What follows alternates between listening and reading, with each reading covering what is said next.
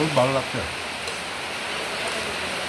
হ্যাঁ, তরকারি সুন্দর হয়েছে, ভাতও সুন্দর হয়েছে। হয়েছে অন্যরকম শাক, ভ্যারাইটিস, ককটেল বলে এটা, ককটেল শাক। এই যে ককটেল শাক, ভ্যারাইটিস। এই বর্ষার দিনে গরম গরম ভাত এবং মাছের তরকারি অসাধারণই লাগছে। আজকে আবার খুব বৃষ্টি।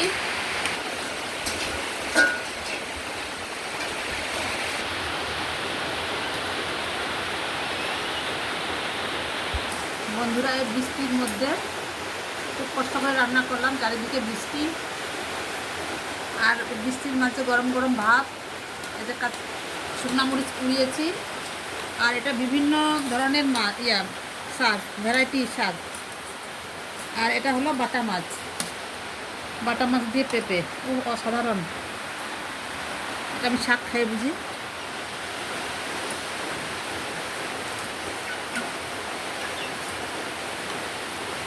শুকনো মরিচ দিয়ে দারুণ।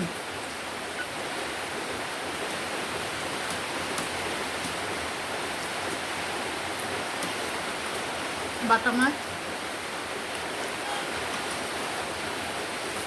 বাটা মাছটা অসাধারণ হয়েছে, ভালো লাগছে। আর ঠিক আছে, ভালো থাকুন, সুস্থ থাকেন, আবার দেখাবেন এক ভিডিওতে। সাবস্ক্রাইব করতে ভুলবেন না, লাইক কমেন্ট করতে ভুলবেন না। টাটা।